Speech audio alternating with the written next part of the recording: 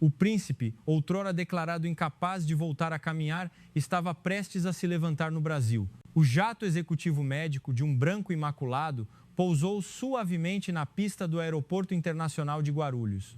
Em meio às luzes da metrópole que nunca dorme, a porta da aeronave se abriu e uma comitiva composta por médicos e conselheiros reais de Dubai desceu com semblantes graves e apressados.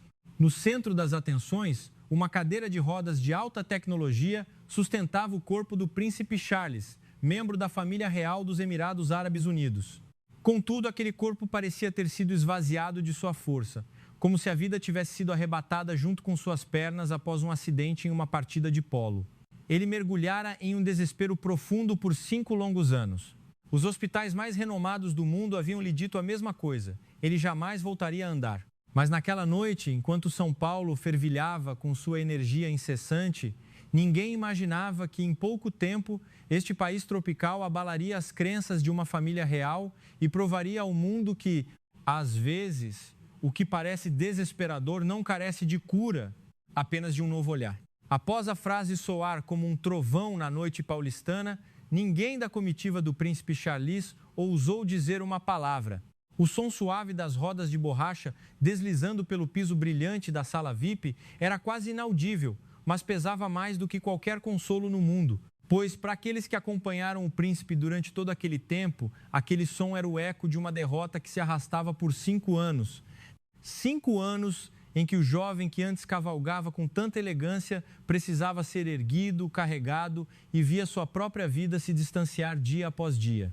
Antes do acidente, o príncipe Khalid era a personificação da perfeição, jovem, forte, disciplinado e um destaque na realeza, não apenas pela linhagem, mas por uma personalidade que prometia grandes responsabilidades. A partida de polo naquele dia não teve nada de anormal.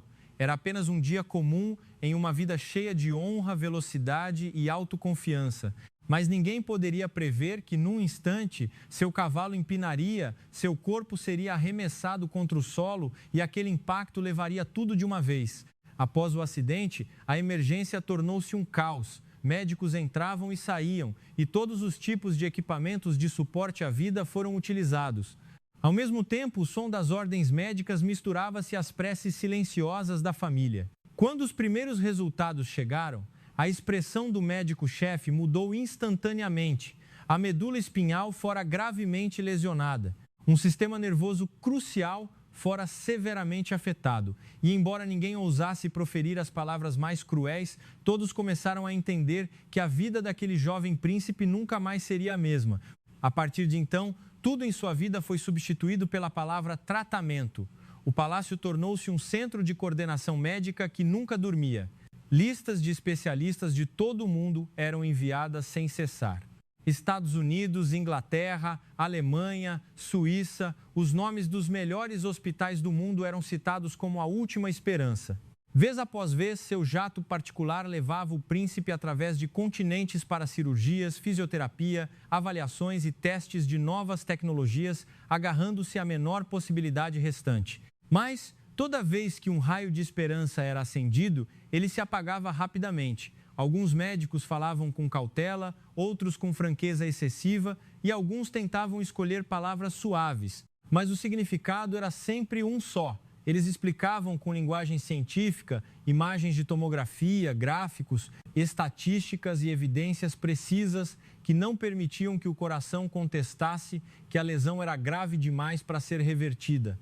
Essa frase não foi dita apenas uma vez, mas ecoou sucessivamente em hospitais de vários países, até que finalmente gravou-se profundamente na mente do príncipe Charles, mais profundamente do que as feridas em seu corpo. Com o tempo, os músculos que antes eram poderosos atrofiaram. Suas pernas, que controlavam o cavalo com precisão em campo, agora não reagiam de forma aterrorizante. O silêncio do seu corpo era o que mais torturava, não a dor, não o som dos aparelhos médicos ou o veredito dos especialistas, mas o fato de ele ordenar que os dedos dos pés se movessem e nada acontecesse. Aquele vazio foi corroendo-o por dentro, fazendo-o duvidar se ele ainda era o mestre do seu próprio corpo. No primeiro ano, o príncipe ainda lutava. No segundo, ainda tentava suportar. No terceiro, seu sorriso começou a desbotar. No quarto, ele quase nunca falava sobre o futuro. E quando entrou no 5º ano, o que restou não foi esperança, mas uma existência indefinida. Ele aceitava as terapias agendadas. Ele permitia que a equipe de cuidados e todos ao seu redor continuassem seu trabalho, mas no fundo ele não acreditava mais que qualquer coisa pudesse realmente mudar. As quantias astronômicas, o poder real, uma rede global, tecnologia de ponta, tudo o que uma pessoa comum não teria chance de tocar estava aos seus pés. No entanto, ele ainda estava sentado naquela cadeira de rodas. Talvez a pessoa que mais sofresse não fosse apenas o príncipe, mas também sua mãe. A rainha testemunhava seu filho, outrora radiante, fechando-se gradualmente. Ela via os olhos dele, que antes brilhavam com autoconfiança, tornarem-se vazios. Via o jovem que entrava na sala cheio de energia, transformar-se em alguém que nem olhava pela janela sem emoção.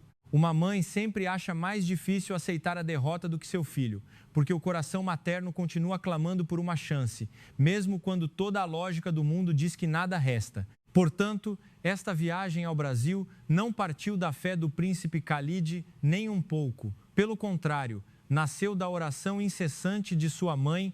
A rainha ouvir histórias sobre métodos de tratamento na América do Sul, especialmente no Brasil, uma terra onde muitos acreditam no equilíbrio entre corpo, mente e recuperação integral. Para outros, essas histórias poderiam soar como uma esperança frágil, mas para uma mãe que vira seu filho mergulhar na escuridão durante tantos anos, até a menor luz era suficiente para ela seguir. Entretanto, o príncipe não veio como um homem de fé. Ele chegou a São Paulo como alguém exausto, sem forças para acreditar no quão bonita a cidade poderia ser, no quão gentis as pessoas seriam ou no quão renomados os médicos brasileiros seriam. Nada disso conseguia atravessar o muro de desapontamento repetitivo em seu coração. Ele simplesmente deixou que a comitiva o conduzisse, deixou a porta do avião se abrir, deixou as rodas avançarem como alguém que aceita continuar a jornada, e não porque desejava mudar o destino, mas para não ferir o amor de sua mãe. E foi exatamente por isso que aquela noite em São Paulo teve tanto significado, porque antes que qualquer recuperação real pudesse acontecer, a vida do príncipe Charles tocou o seu ponto mais escuro. Ele não esperava um milagre, ele nem sequer esperava que milagres existissem. Mas às vezes as histórias que realmente mudam a vida das pessoas começam no momento em que seus corações não têm mais forças para esperar. E às vezes a virada mais profunda não começa com uma resposta, mas com um encontro com alguém que vê nossa dor de uma maneira diferente de todo o resto do mundo. A comitiva real deixou o aeroporto de Guarulhos silenciosamente. As luzes dos carros formavam rastros nas grandes avenidas da metrópole, entre uma cidade que se recusa a dormir mesmo de madrugada. No entanto, os dois lados da estrada ainda estavam cheios de vida. As lanchonetes de esquina ainda soltavam fumaça. O aroma de um café fresquinho e de pratos típicos pairava no ar. As motocicletas deslizavam com agilidade.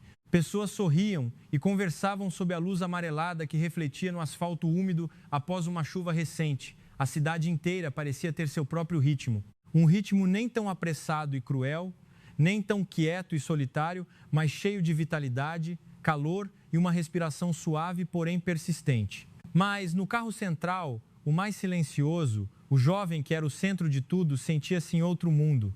O príncipe Charles sentava-se imóvel na cadeira de rodas especial, com o olhar perdido através do vidro. Ele via as luzes refletidas na janela, lojas de conveniência ainda abertas, pessoas comuns voltando para casa com sacolas, com rostos cansados, mas serenos, e essas imagens faziam seu coração doer de forma estranha. Porque o que aquelas pessoas tinham sem pensar era, para ele, algo inalcançável. Caminhar com as próprias pernas, parar onde bem entendesse, viver sem que ninguém tivesse que carregá-lo o tempo todo. Quanto mais vibrante São Paulo era, mais claro ficava o silêncio em seu coração. Toda a comitiva dirigiu-se a um hospital de ponta no centro da capital, famoso entre pacientes internacionais pela qualidade do atendimento. Mas o que diferenciava aquele lugar de muitos outros centros médicos luxuosos ao redor do mundo não era apenas a modernidade, mas uma sutileza brasileira escondida em cada canto. Desde a iluminação no corredor, que não era excessivamente clara ou agressiva, os aromas leves de ervas até o tom de voz dos recepcionistas, tão polidos que ninguém se sentia sob escrutínio, mas sim cuidado. Quando a cadeira de rodas do príncipe Charles passou pelas portas de vidro em direção à área de tratamento especial, a equipe médica e de enfermagem que aguardava inclinou a cabeça em sinal de respeito. Ninguém demonstrou pânico diante do status nobre do paciente, mas ninguém ignorou a gravidade da situação. Todos os olhares eram serenos e profundamente respeitosos. Era uma recepção ao estilo brasileiro, sem ostentação, mas que fazia o visitante sentir a sinceridade desde o primeiro momento. No grupo, um homem destacava-se à frente, vestindo um jaleco branco imaculado. Sua postura não era rígida a ponto de criar distância, nem descontraída a ponto de parecer superficial. Era o doutor André Coa, especialista em medicina de reabilitação e neurologia motora. Seu nome não era o mais famoso no mundo ocidental, não aparecia frequentemente nas capas de revistas médicas internacionais e ele não tinha a atitude de alguém que quer impressionar os outros. Mas, assim que se aproximou do príncipe Khalid, este sentiu algo diferente dos médicos anteriores. Não era emoção, nem ambição, nem a confiança de quem quer provar o próprio valor, mas uma quietude de quem sabe exatamente o que está buscando. O Dr. Coa cumprimentou com voz clara, suave e concisa, antes de inclinar a cabeça para a rainha e a comitiva. Sua postura era tão simples que quase não havia formalidade, mas ele acalmou a sala inteira de uma maneira inexplicável. Ele não começou falando sobre sua fama, não prometeu milagres às pressas e não demonstrou emoção por tratar um membro da família real. Ele apenas disse que naquela noite queria examinar o príncipe pessoalmente e detalhadamente, porque às vezes as respostas mais importantes não estão em um relatório de centenas de páginas, mas no que o corpo está tentando dizer silenciosamente. Essa frase curta fez com que alguns consultores estrangeiros se entreolhassem, pois durante muitos anos os relatórios médicos haviam sido tudo naquele caso. Imagens de ressonância magnética, raio-x, resultados de avaliações neurológicas, tabelas comparativas de recuperação, tudo havia sido analisado vezes sem conta, até que quase ninguém pensava que o corpo real do paciente tinha algo mais a ser descoberto. Mas o Dr. Coa pediu para começar pelo paciente e não pelo documento. A sala de exame especial permaneceu em silêncio enquanto a avaliação começava. Não havia máquinas fazendo ruído, apenas a luz quente e os movimentos precisos do médico experiente. Ele examinou minuciosamente todos os resultados, mas não parou nas imagens da lesão medular. Ele observou o alinhamento da pelve, a contração dos músculos da coxa, a tensão da região lombar, o nível de rigidez dos músculos profundos, a menor reação da pele e até mesmo o padrão respiratório do príncipe Charles, enquanto ele tentava controlar a dor sem demonstrá-la. Depois, continuou a examinar o corpo de uma maneira que as equipes médicas estrangeiras quase desconheciam. Seus dedos pressionavam ritmicamente ao longo dos músculos, perto de pontos de conexão que uma pessoa comum talvez não valorizasse. Ele levou mais tempo do que qualquer um esperava. Um tempo intencional, como alguém que lê uma linguagem secreta no corpo de outra pessoa com a máxima atenção. No início, o príncipe Charles não esperava nada. Ele deixou que tudo acontecesse como sempre. Mas, conforme a avaliação continuava, ele começou a sentir que desta vez era diferente.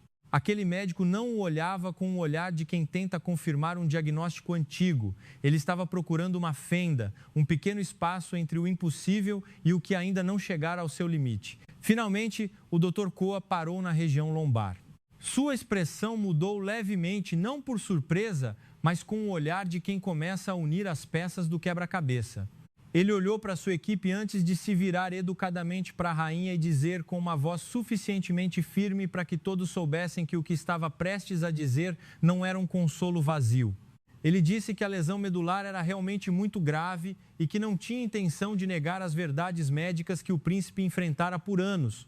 Mas, através do que vira e sentira, o problema talvez não se limitasse apenas ao local da lesão. Muitas partes dos músculos profundos estavam em estado de contração crônica severa. O sistema motor fora bloqueado continuamente por muito tempo e a circulação, as reações e parte dos sinais pareciam estagnados, não porque não houvesse potencial, mas porque talvez nunca tivessem sido despertados corretamente. A sala ficou ainda mais silenciosa. O médico estrangeiro franziu a testa imediatamente. Ele não discutiu diretamente, mas sua expressão revelava uma dúvida profunda. No entanto, o Dr. Coa não se apressou em dar uma explicação longa. Ele apenas continuou a dizer calmamente que a medicina moderna é excelente em identificar a localização e a gravidade de uma lesão. Enquanto a ciência da recuperação integral, como se acredita no Brasil, acredita que às vezes um corpo aparentemente imóvel pode não ter perdido tudo. Ele só precisa de uma maneira de reconectar todo o sistema. Imediatamente ninguém ousou dizer que encontrara a resposta, mas no próprio silêncio algo realmente começara. Não era um milagre, não era um sonho, mas algo mais profundo e formidável, a possibilidade. E, às vezes, para alguém que esteve na escuridão por muito tempo, o que mais toca o coração não é uma luz que surge instantaneamente, mas o fato de alguém ousar dizer que talvez aquela história ainda não tenha acabado.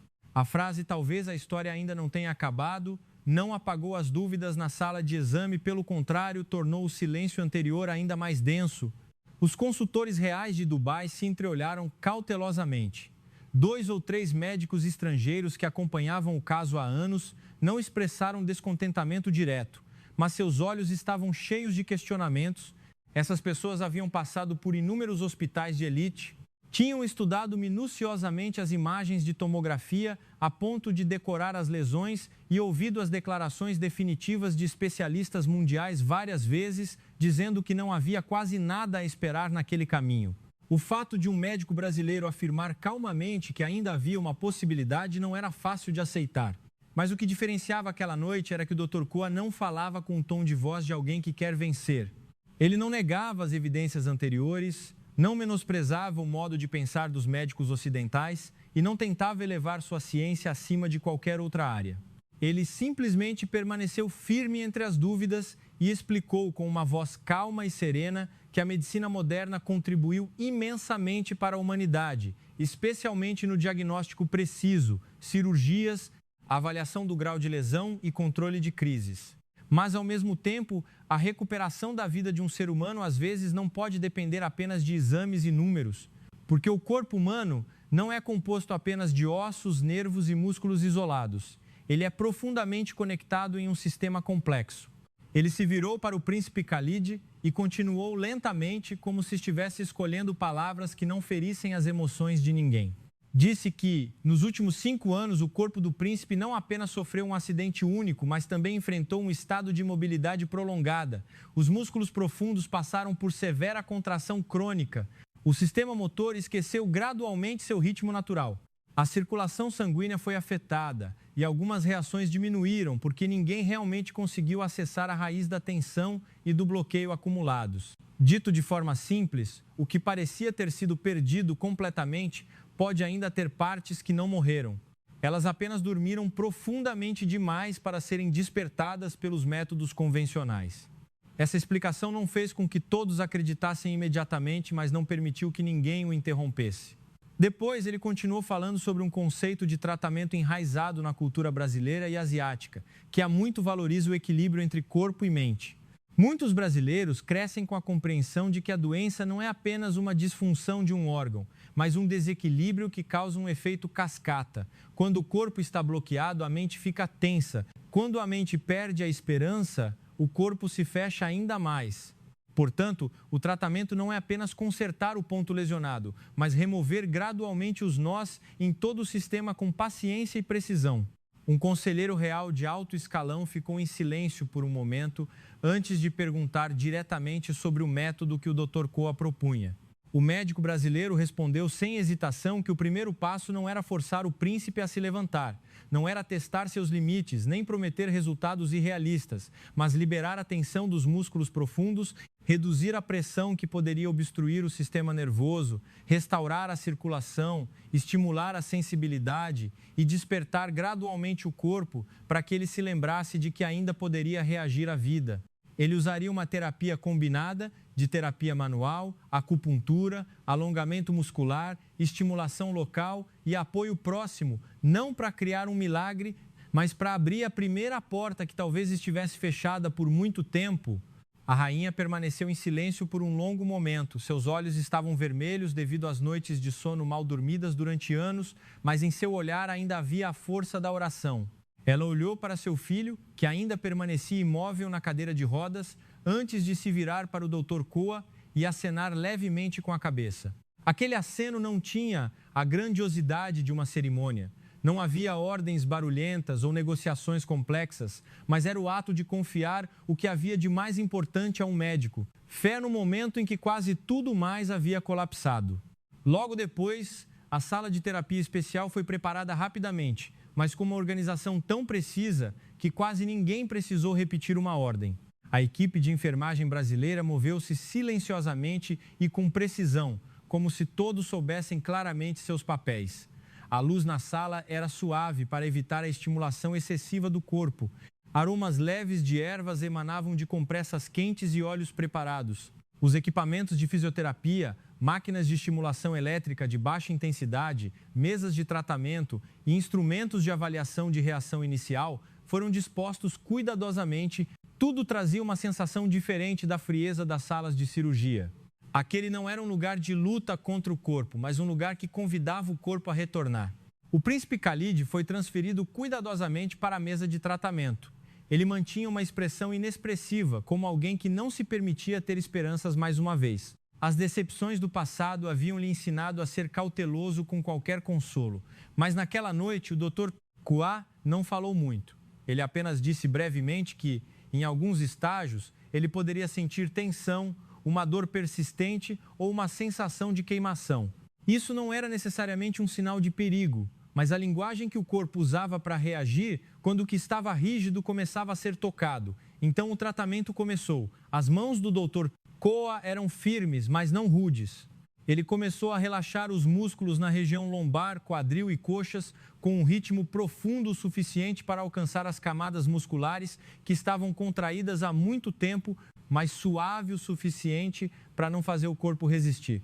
Ele não tinha pressa. Ele não agia como se tivesse que provar algo para a equipe médica estrangeira, mas como um artesão habilidoso que lentamente desata os nós de uma corda que estava emaranhada há anos. Toda vez que ele pressionava ao longo dos músculos, Charlie se encolhia levemente. A sensação perdida há muito tempo não retornou primeiro como felicidade, mas como peso, uma dor profunda e surpresa. Porque essas coisas significavam que seu corpo ainda sentia algo em certo nível. Quando a terapia manual continuou por algum tempo, uma leve camada de suor começou a aparecer na testa do príncipe. Ele apertou os lábios, tentando suportar aquela sensação desconhecida. Por 5 anos, seu corpo esteve silencioso como uma terra sem vida. Mas agora, sob aquele silêncio, algo estava vibrando suavemente. A equipe médica brasileira via isso, mas ninguém demonstrava emoção excessiva. Pois na cultura de cura do Brasil, a pressa e a ostentação nunca tornam o paciente mais tranquilo. Apenas a calma, a precisão e uma observação profunda são necessárias. Após relaxar os músculos, o Dr. Koa mudou para a estimulação local.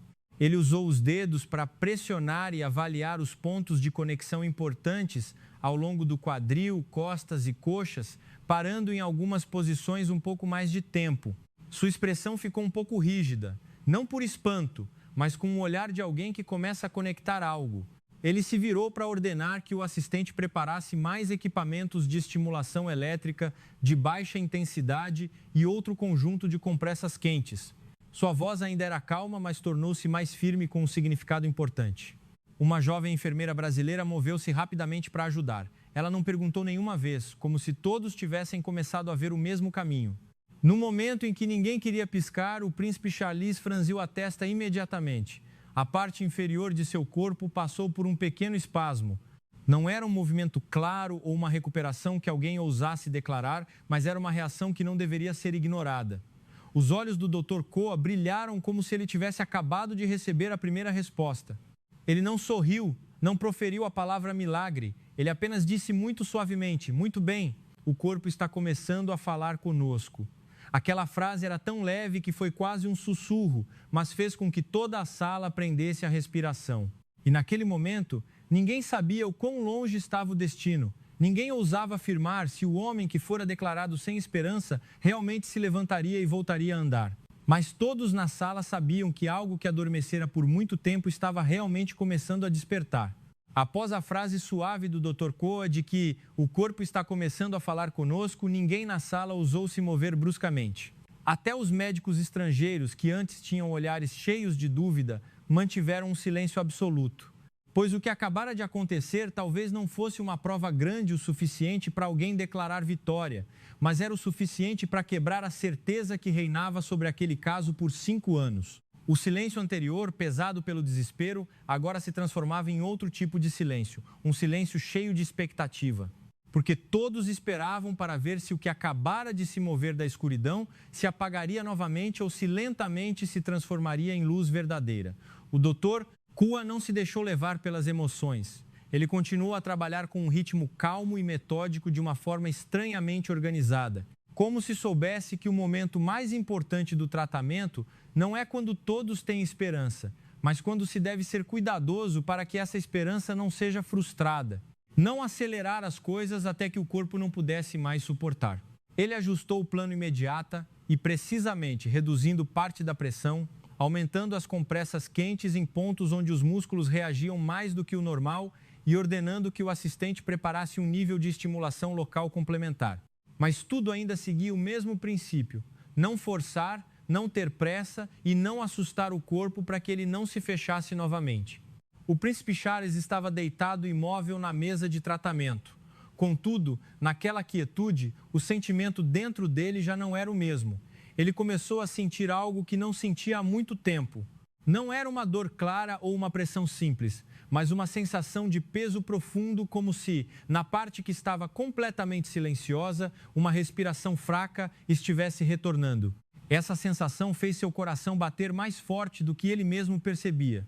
Porque, para uma pessoa comum, sentir dor ou desconforto pode ser desagradável, mas para alguém que teve a parte inferior do corpo silenciosa como se pertencesse a outra pessoa, até a menor sensação de peso significava quase ouvir o chamado de um lar que ele pensava ter perdido para sempre.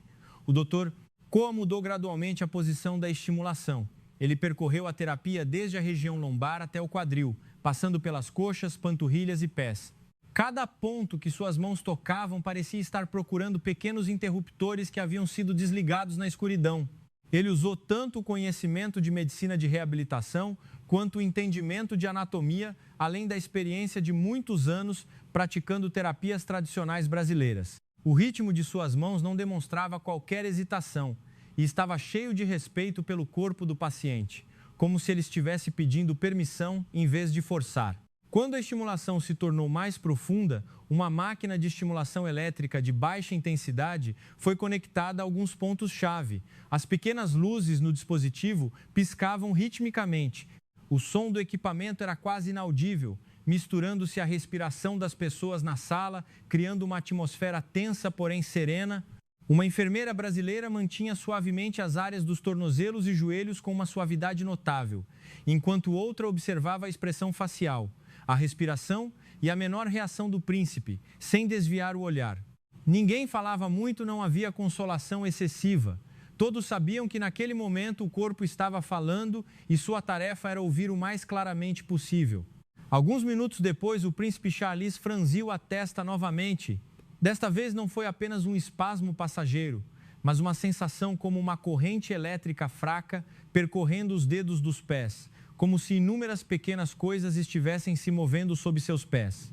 Ele olhou imediatamente para o doutor Kua, seus olhos cheios de surpresa real, não uma esperança forçada, mas o choque de alguém que acabara de descobrir que as ruínas nas quais viveu por tanto tempo ainda podiam conter vida. O doutor Kua percebeu aquele momento. Ele não se apressou em dizer que era um sinal de recuperação final, apenas disse para se concentrar e sentir tudo lentamente.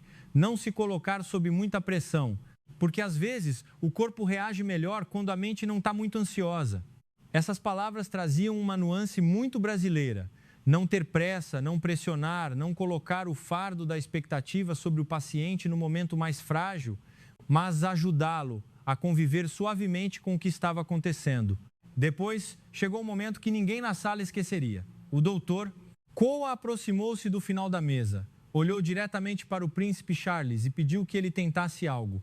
Algo que, durante 5 anos, quase não teve significado: tentar enviar um comando, apenas tentar enviar mais um comando.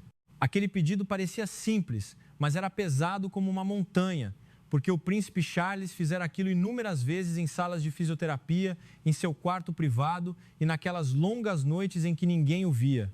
Ele fixou o olhar nos dedos dos pés até que seus olhos ficassem vermelhos. Ele concentrou toda a sua energia mental em silêncio, mas nunca recebera qualquer reação.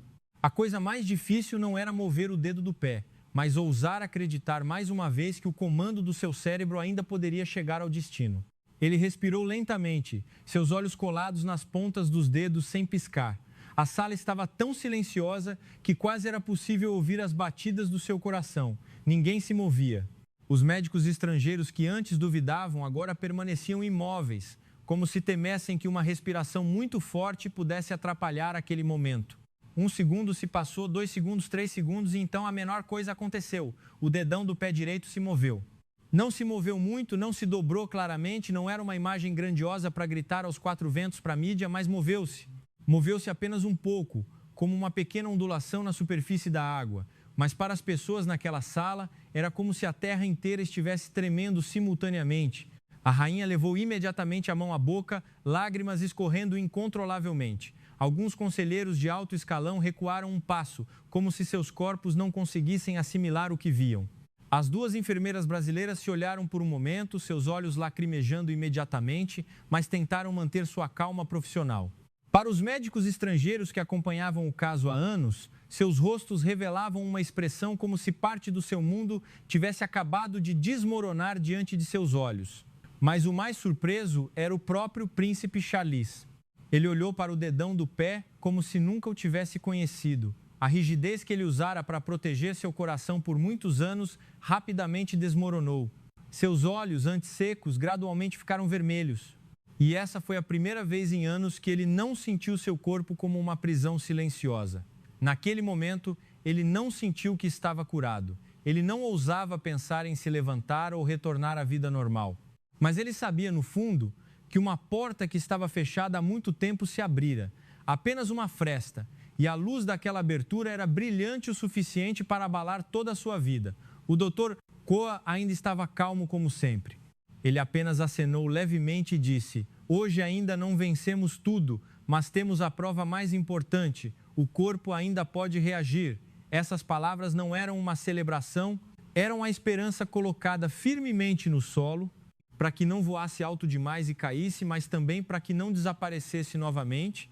No entanto, naquela alegria silenciosa, uma emoção diferente estava escondida no coração do príncipe Charles: o medo.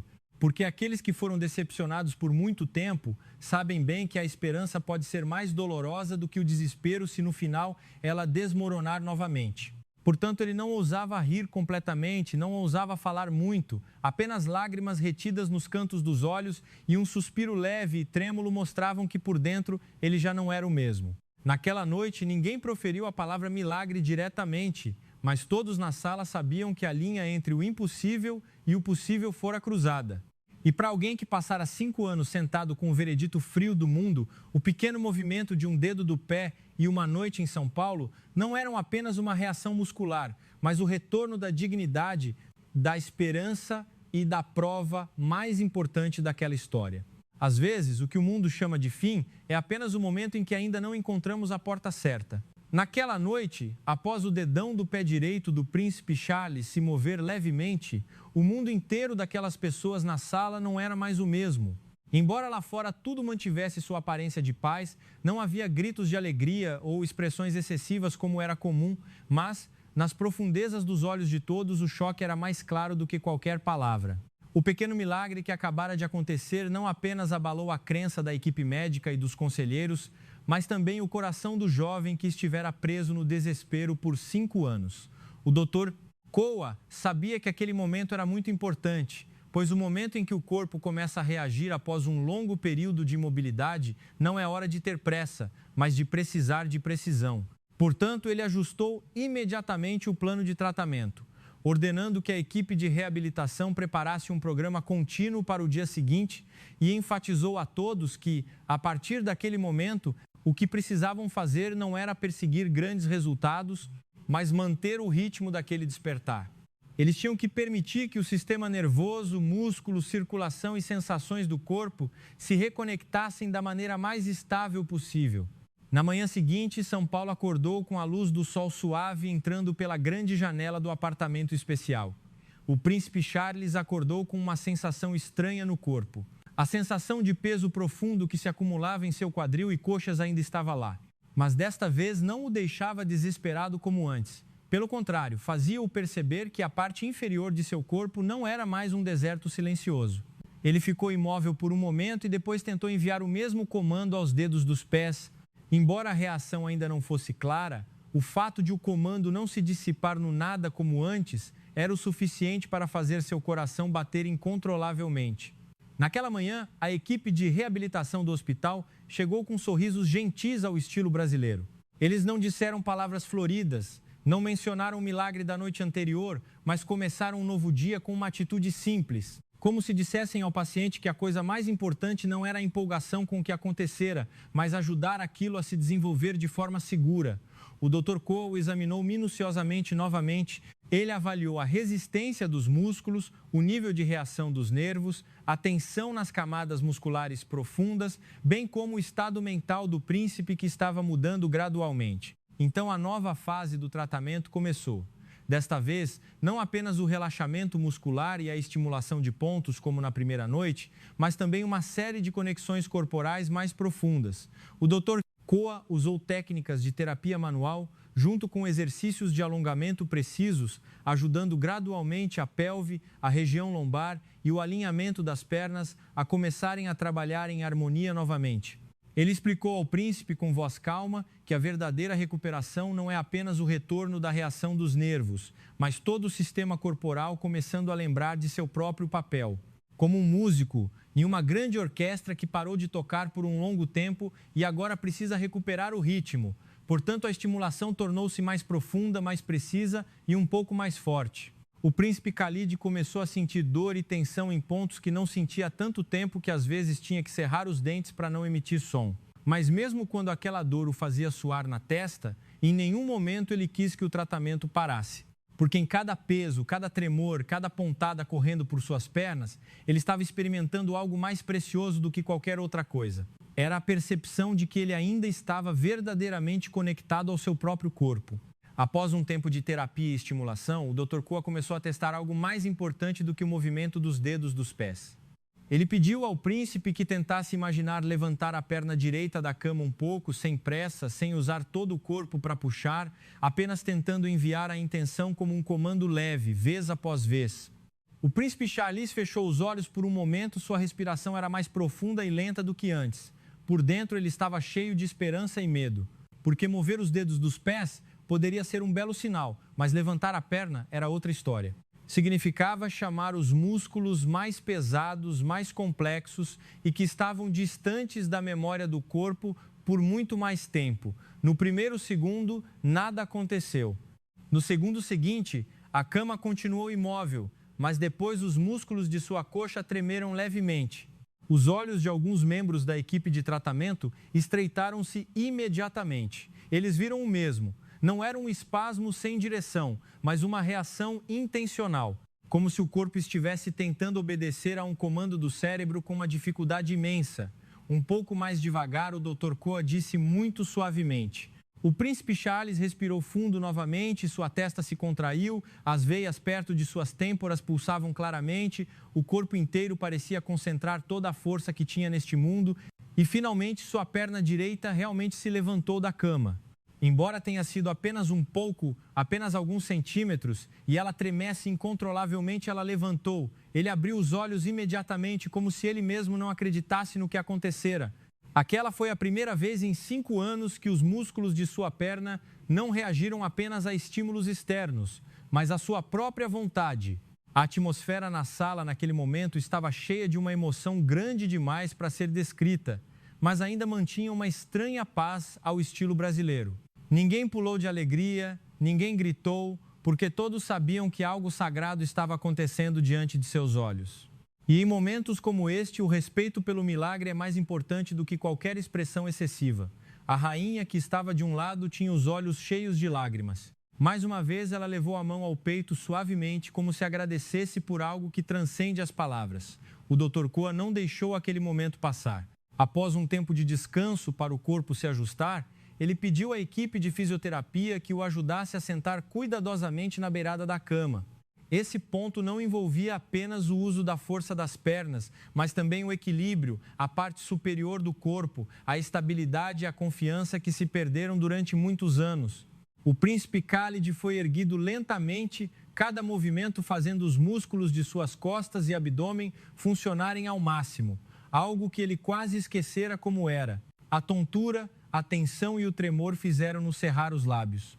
Mas quando seu corpo tentou ficar ereto na posição sentada, sem cair imediatamente, seus olhos mudaram visivelmente. Eles já não eram os olhos de alguém desesperado. Da posição sentada, o doutor Koa observou-o por um momento como se estivesse pesando tudo em silêncio. Então pediu à equipe de reabilitação que trouxesse um andador para a sala. Aquela ordem fez com que alguns na sala prendessem a respiração. Porque, embora levantar a perna e sentar-se fossem passos importantes, começar a colocar peso nas pernas era um mundo completamente diferente. O próprio príncipe Charles demonstrou hesitação clara. O medo o invadiu poderosamente. Não apenas medo de cair, não apenas medo da dor, mas o medo de que, se ele tentasse caminhar até lá e seu corpo não reagisse, a esperança recém-nascida pudesse desmoronar mais uma vez diante de seus olhos. E para alguém que fracassou vez após vez, nenhuma dor é mais temível do que ter que recolher os cacos da própria esperança. Mais uma vez o doutor Koa percebeu aquele medo, portanto não falou de forma entusiasmada para encorajá-lo. Ele não disse lute de forma superficial. Ele apenas disse calmamente: hoje não vamos testar se o príncipe é um homem forte ou não. Vamos apenas ouvir o corpo para ver o quão pronto ele está. E, então, dar um passo de cada vez. Ninguém obriga o príncipe a ser perfeito hoje. Apenas tente com o que o príncipe realmente tem. Aquelas palavras pareceram remover um fardo do peito do príncipe. Com a ajuda da equipe de reabilitação, ele colocou lentamente ambos os pés no chão. A sensação fria do chão da sala transmitiu-se suavemente para as solas dos pés, que por muito tempo estiveram assustadoramente insensíveis. Seu coração bateu forte novamente. O tremor dos músculos de ambos os lados era mais nítido enquanto suas mãos se agarravam ao andador. Depois, com o apoio de duas pessoas ao lado e com toda a força mental que ainda restava neste mundo, o príncipe Charles lentamente se levantou sozinho. Aquele momento parecia durar uma eternidade. Suas pernas tremiam, a parte superior do corpo balançava levemente. Todos os seus músculos gritavam de esforço, mas ele realmente conseguiu ficar de pé. Não perfeito, não firme, não elegante, mas ele realmente ficou de pé. As lágrimas que ele tentara conter desde a noite anterior finalmente rolaram silenciosamente. Porque às vezes os seres humanos não choram por fraqueza, mas por uma verdade bela demais para o coração suportar. E para o príncipe Charles, o momento em que suas pernas suportaram novamente o peso de seu próprio corpo foi o momento em que a dignidade, a esperança e a humanidade, que estavam espalhadas há muito tempo, começaram a fluir de volta para ele, parte por parte. Naquele dia, ele ainda não caminhou muito, ainda não se movia livremente, ainda não havia retornado a ser quem era. Mas o milagre já não era apenas um consolo. Ele começava a ter peso, temperatura, tremor muscular, suor, lágrimas. E o mais importante, ele começava a se tornar uma realidade que ele podia sentir com seu próprio corpo. Após o momento em que todo o peso do corpo se concentrou em suas próprias pernas pela primeira vez em muitos anos, o príncipe Charles não apenas sentiu que podia se levantar, mas também sentiu como se algo em seu coração que se quebrara estivesse sendo silenciosamente recriado. O tremor nos músculos ainda estava lá, sua respiração ainda não estava regular e a palma de suas mãos ainda se agarrava ao andador. Mas, nas profundezas, estava ocorrendo uma mudança invisível. Ele começou a acreditar pela primeira vez que aquele corpo talvez não fosse mais sua prisão vitalícia. No entanto, o Dr. Koa nunca deixava aquele momento grandioso tirar ninguém da realidade. Ele explicou suavemente ao príncipe que conseguir se levantar não era o fim do tratamento, mas apenas a primeira porta. Superando aquela porta, ainda havia um longo caminho a percorrer. Os músculos que não foram usados por um longo tempo ainda estavam fracos. O sistema de equilíbrio que adormecera precisava ser despertado lentamente e o medo escondido em seu coração precisava ser curado, assim como os tecidos e nervos. Se eles fossem apressados demais, o que foi revivido com tanta dificuldade poderia facilmente retrair novamente. Nas manhãs seguintes, o programa de reabilitação do Príncipe Charles foi planejado meticulosamente como uma obra de arte que exige tanto ciência quanto sensibilidade. Cada momento do dia tinha significado. Da terapia intensiva pela manhã, treinamento de controle da parte superior do corpo e sustentação de peso no final da manhã, estimulação nervosa e fisioterapia local à tarde, até o relaxamento muscular e exercícios de respiração à noite. A equipe de tratamento não tinha pressa em buscar resultados espetaculares, mas colocava os fundamentos para o uso estável do corpo da forma mais segura possível. Essa era uma característica marcante do atendimento estilo brasileiro, que valoriza a moderação, a continuidade e a sutileza em vez da ostentação. Nos primeiros dias tentando caminhar de fato, o príncipe ainda dependia quase totalmente do andador. Cada passo exigia concentração máxima e quase toda a força mental que ele tinha. Ele levantava a perna um pouco, movia-se para frente de forma rígida e colocava no chão cautelosamente, como se o chão à sua frente fosse uma camada de gelo pronta para quebrar a qualquer momento. Às vezes, ao ficar de pé por muito tempo, seus músculos tremiam como se todo o seu corpo fosse colapsar. Mas sempre que ele se esforçava ao máximo, a equipe de reabilitação brasileira não oferecia consolações vazias. Eles apenas permaneciam lá, firmes, ajudando-o a manter o ritmo, lembrando-o de respirar, reafirmando que um pequeno passo ainda era um passo e que ninguém esperava que uma vida que estancara por 5 anos pudesse voltar a correr em poucos dias. Foi exatamente essa gentileza que gradualmente penetrou no coração do príncipe Charles. Por muitos anos, ele conhecera médicos muito bons, médicos mundialmente famosos e sistemas de tratamento tão modernos que quase não havia o que criticar. Mas ele frequentemente sentia que era apenas um caso, um problema médico a ser analisado, resolvido e registrado claramente. No entanto, no Brasil, ele começou a experimentar algo diferente. Ali, ninguém o via apenas como um príncipe, ninguém o tratava com uma reverência que criava distância, mas também ninguém o fazia sentir que ele era apenas uma ferida em um filme de raio-x. Todos o viam como um ser humano que estava sofrendo e que estava tentando ao máximo recuperar sua vida. Uma enfermeira brasileira frequentemente trazia água morna para ele após o treino com um sorriso gentil. Outro jovem fisioterapeuta demonstrava os exercícios vezes sem conta, sem nunca demonstrar tédio. O próprio doutor Coa, embora tivesse muitas responsabilidades, quase toda vez que o examinava, não perguntava apenas se ele tinha medo de algo ou como sua mente estava preparada naquele dia. Essas perguntas pareciam não estar diretamente relacionadas ao caminhar, mas na verdade tocavam a raiz da recuperação, porque uma pessoa nunca pode realmente se levantar se seu coração ainda estiver no chão. Conforme os dias passavam, o príncipe Charles se acostumava cada vez mais ao ritmo de vida em São Paulo. Da janela de seu apartamento especial, ele olhava a cidade de uma maneira diferente que nunca esperara. O trânsito ainda era denso, as pessoas ainda tinham pressa, a chuva ainda caía e parava subitamente, mas sob aquele caos sempre havia um calor especial. Ele começou a notar que muitos brasileiros tinham rostos cansados, mas não calejados, um jeito de falar polido sem ser falso, e eles sorriam uns para os outros mesmo por pequenas coisas. Isso parecia não estar diretamente relacionado à medicina, mas gradualmente o fez entender por que o tratamento ali parecia diferente, porque não se baseava apenas em tecnologia ou fama, mas também em uma cultura que ainda valoriza a humanidade em cada pessoa. Essa mudança ficava cada vez mais clara a cada dia de treino. Antes, o príncipe costumava seguir ordens apenas porque não queria decepcionar sua mãe. Agora, ele começava a treinar com sua própria intenção. Ele contava seus próprios passos. Ele se lembrava da sensação de cada parte muscular. Ele perguntava sobre os princípios do tratamento, interessava-se por saber por que tinham que alinhar o quadril, por que tinham que treinar a transferência de peso, por que a respiração era tão importante quanto a força das pernas. O Dr. Coa explicava pacientemente tudo para ele, que caminhar não era apenas um problema das pernas, mas a coordenação de todo o corpo, desde a respiração, a parte superior do corpo, o equilíbrio mental, até a fé que uma pessoa tem em si mesma. Porque se a mente não permite um passo, o corpo frequentemente hesita. Dos passos que dependiam totalmente do andador, ele mudou para caminhar entre as barras paralelas na sala de reabilitação. Suas 2 mãos se agarravam firmemente às hastes. No início, seu corpo ainda estava rígido e não natural, Mas a diferença clara em relação ao primeiro dia era que toda vez que ele levantava e colocava o pé no chão, não estava apenas seguindo uma instrução. Ele estava sentindo aquele passo por si mesmo.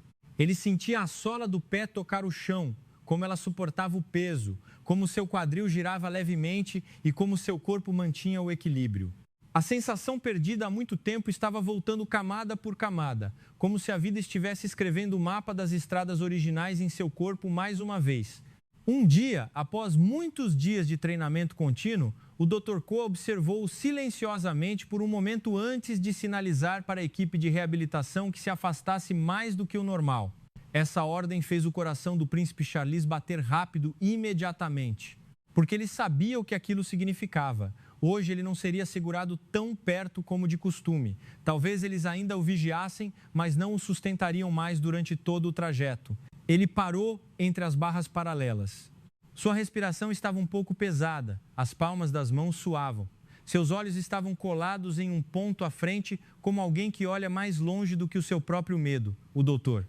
Koa não disse muito, ele apenas disse, um passo de cada vez. Não precisa ser perfeito, apenas precisa ser real. Essa frase era simples, mas tinha um significado profundo, porque o libertava de todas as expectativas, deixando apenas a realidade à sua frente.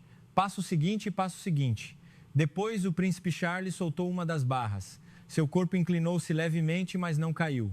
Depois, ele soltou lentamente a outra barra. O silêncio na sala era tão profundo que o tempo parecia desacelerar. Ele deu cuidadosamente um passo à frente com o pé direito. Colocou o pé no chão, o pé esquerdo continuou com outro passo. Depois um passo e outro passo. Desta vez ninguém o tocou. Ele estava caminhando sozinho, embora ainda não estivesse estável, embora ainda estivesse rígido e tivesse que usar quase toda a sua concentração. Cada passo dado naquela sala era uma prova clara de que ele não era mais apenas um paciente que reagia bem. Ele estava voltando a ser um ser humano que podia se mover sozinho. Ao chegar ao fim das barras paralelas, ele parou por um momento antes de se virar. Seus olhos estavam vermelhos e seus lábios tremiam levemente, mas desta vez as lágrimas que ali ficaram não eram lágrimas de derrota. Eram as lágrimas de alguém que acabara de experimentar a liberdade pela primeira vez. Após viver na escuridão por mais de meia década, sua mãe, que observava do lado de fora, desabou suavemente. Suas pernas fraquejaram devido à emoção intensa. Quanto a toda a equipe médica, eles tentaram manter a calma ao estilo brasileiro, mas o brilho em seus olhos não podia ser confundido.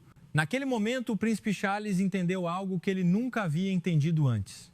A verdadeira cura não é apenas fazer o corpo funcionar novamente, mas recuperar a fé em um ser humano, devolver-lhe a capacidade de acreditar que o amanhã ainda pode ser diferente de ontem.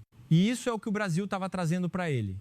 Não apenas habilidades médicas, não apenas um método de tratamento diferente do mundo que ele conhecia, mas a capacidade de vê-lo como um ser humano completo, corpo, mente, medo, dignidade e humanidade que ainda não haviam sido extintos.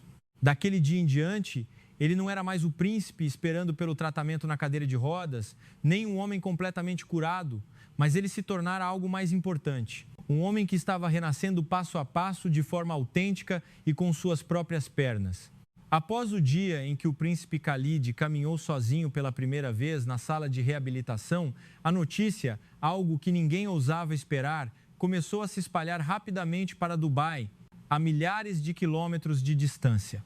Mas a notícia não se espalhou na forma de boatos inventados para exagerar, mas veio acompanhada pela voz trêmula de seus entes queridos, fotos rápidas da equipe de cuidados. A confirmação dos especialistas que antes eram cautelosos e, o mais importante, uma mudança inegável no próprio príncipe. No palácio em Dubai, um tipo de silêncio estranho cobria a sala de reuniões privada da família.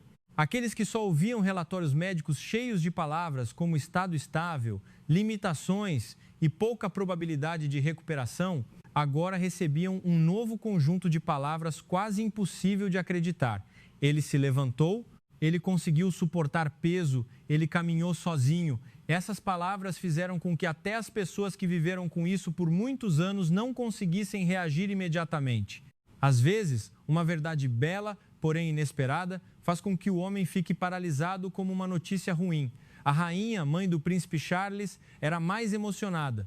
Ela não era uma pessoa que começara a ter esperanças, mas alguém que tivera esperanças por tanto tempo que a palavra esperança quase a fazia sofrer. Ela foi a pessoa que abraçou seu filho no dia em que os médicos de vários países disseram a ele para se resignar. Ela foi a pessoa que viu os olhos dele escurecerem gradualmente a cada ano e a pessoa que ainda escolheu levá-lo ao Brasil, embora ela mesma não soubesse com certeza qual seria o resultado final.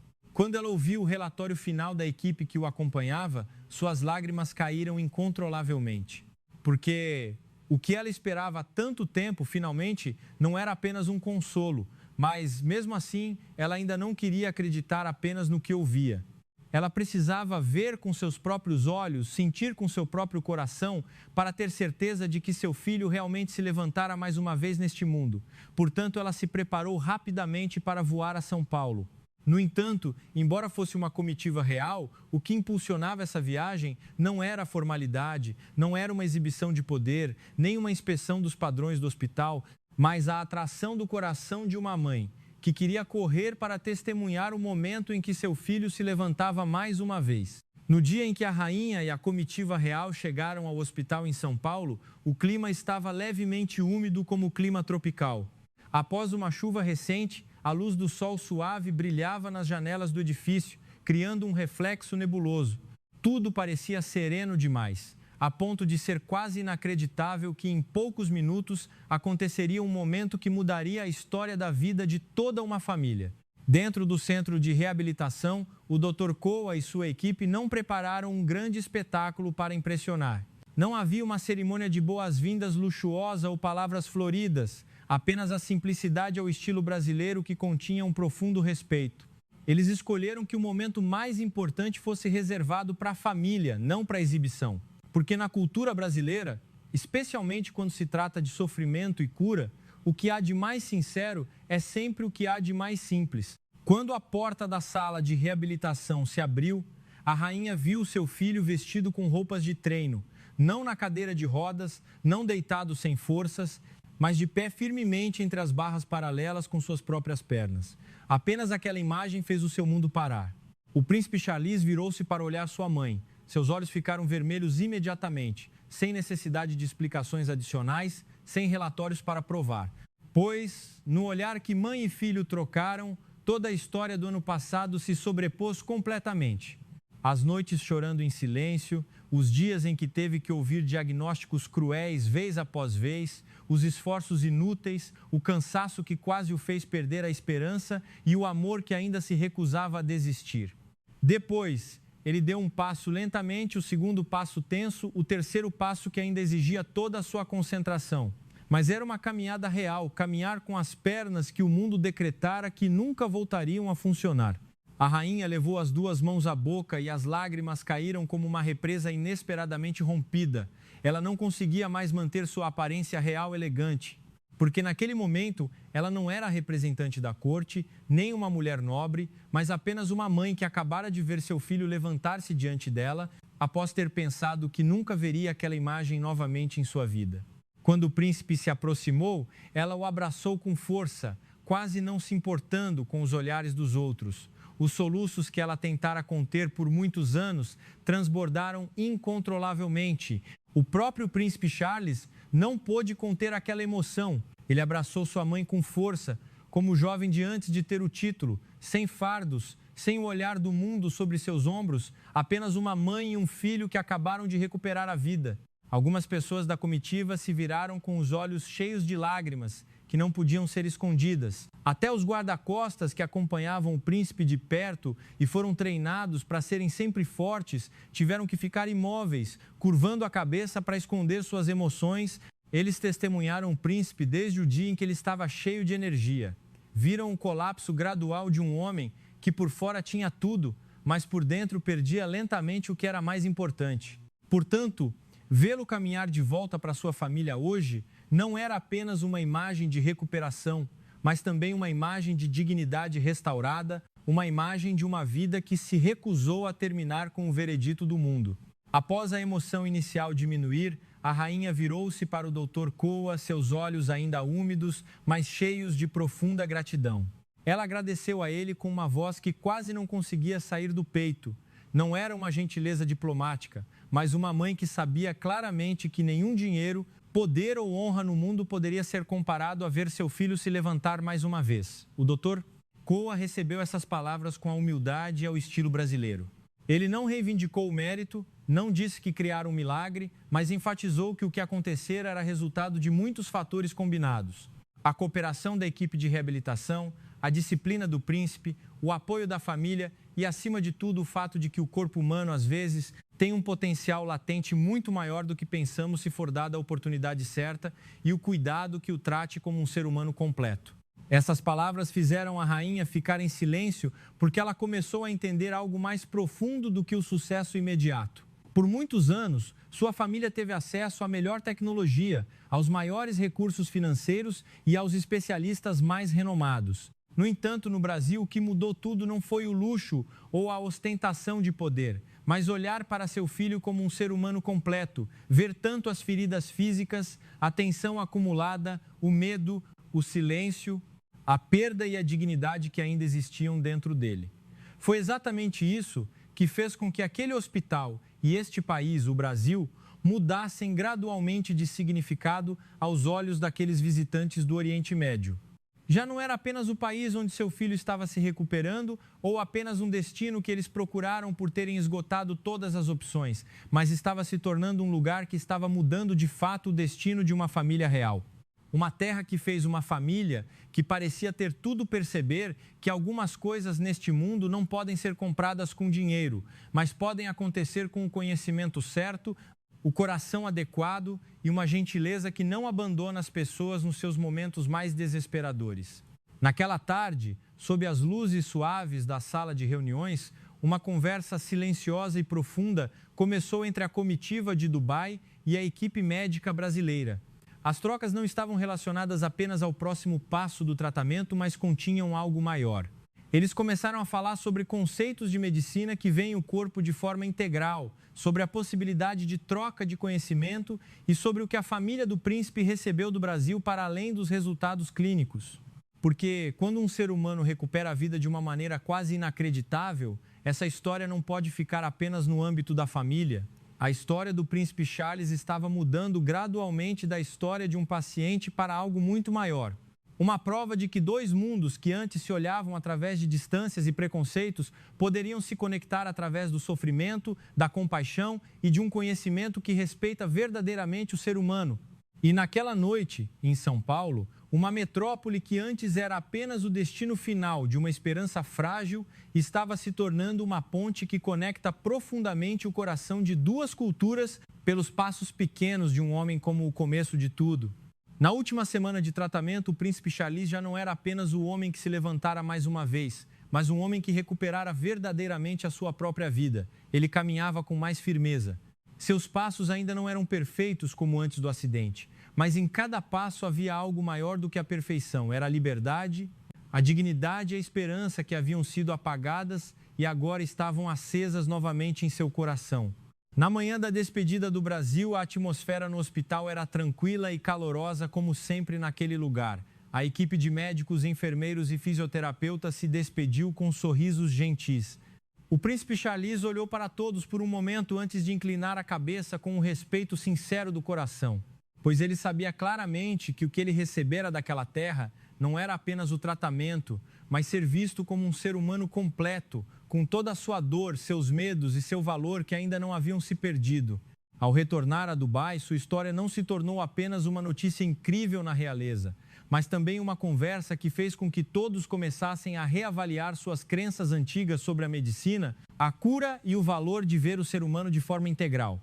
Não apenas os sintomas apresentados, e essa é a lição mais profunda desta história. Às vezes, o que o mundo chama de desesperador não termina porque a vida realmente chegou ao fim da estrada, mas simplesmente porque ainda não encontramos o olhar profundo o suficiente para ver que, sob o silêncio do corpo e do coração, sempre há uma vida esperando para ser despertada novamente.